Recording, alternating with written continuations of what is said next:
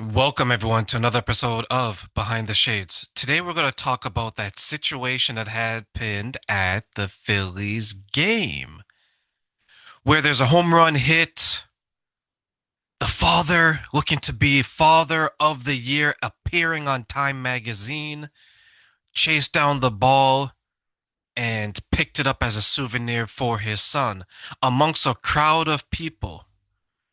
People are heartbroken, disappointed, but they understood, except for one person. One person wasn't having it.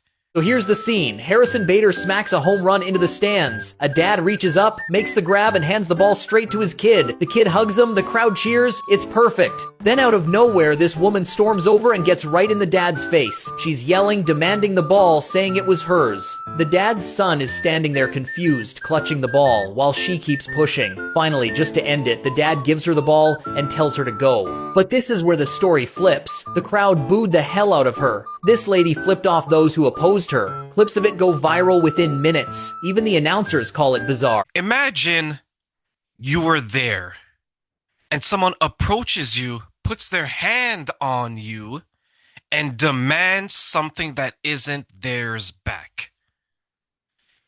There couldn't be a greater sense of entitlement. Change the scenario now. If this was two men, what would happen? There is a possibility that there would have been a fight.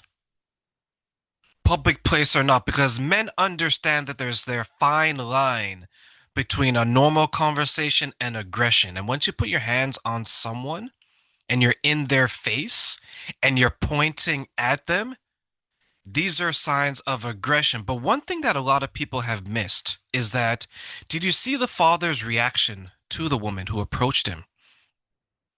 This shows me that he has some type of maybe PTSD, some type of trauma, because his body's natural reaction was to seize up, was to be in a shell, so to speak. Maybe as a child, he was hit. Maybe as a child, he was bullied.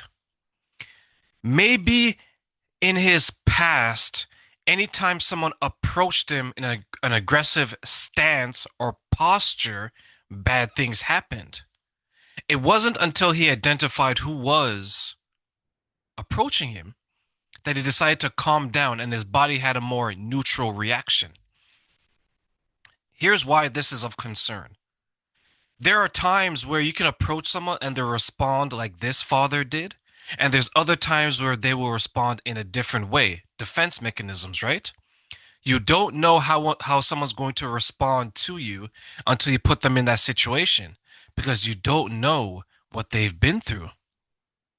If his immediate response wasn't to back away, but to swing, who would then be right and who would then be wrong? Kind of blurs the lines. But here's something else I want you guys to see that happened at this baseball game. But then comes the best part. The Marlins send over a gift bag loaded with gear to the kid and his dad. The Phillies invite the family down to the clubhouse after the game. Harrison Bader himself signs a bat for the boy. And to top it off, Marcus Lemanus sees it on Twitter and decides to send the whole family to the World Series, plus an RV. So Karen thought she won a baseball. Instead, she became public enemy, while that kid ended up with the best birthday of his life. Not bad for a ball that isn't even worth $10. And Karen got exactly what she deserved, a lifetime supply of internet shame. How much do you want to bet she wanted to strangle every single person in that stadium? May I speak to the manager, please? Manager? I need some attention and validation. She probably wanted to get her skinny fingers on the necks of every single person that was there. You know, people who complain endlessly are some of the most toxic of people. They want to spread their unhappiness to every single person. It's like a plague. She would never accept anyone being happy in that situation more so than her. She's upset, everybody has to be more upset. She's hurt, everybody has to be more hurt.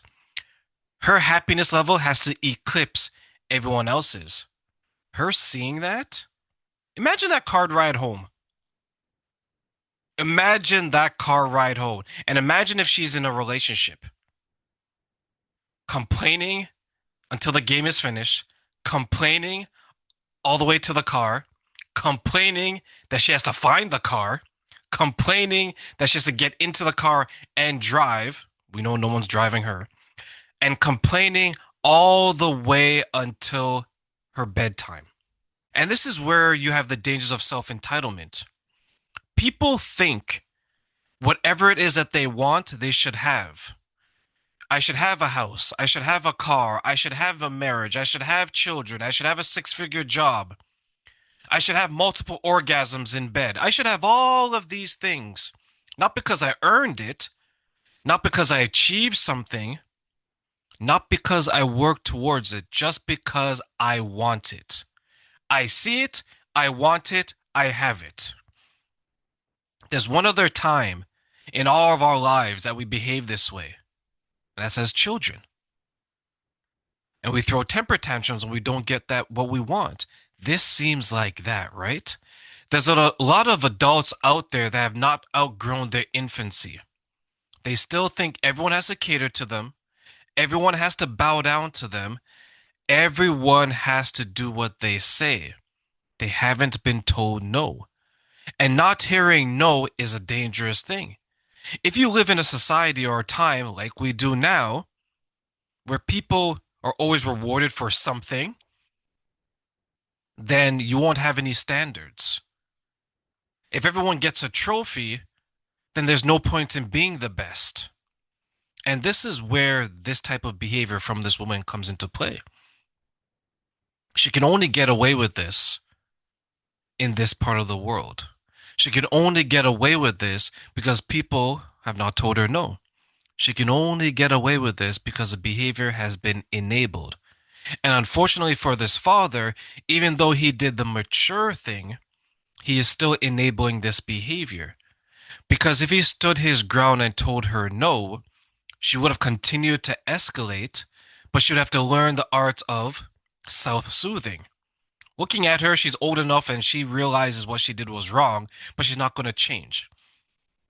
She's not going to change because afterwards she was very defiant in her behavior.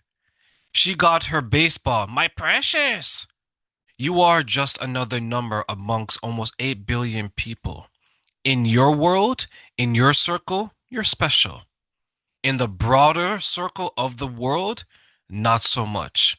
You are just like everyone else. So if you're going to behave like you're 5, people may respond to you as such. The difference is they're not your parents. They don't have to soothe you. They don't have to console you. They don't have to compromise themselves for you.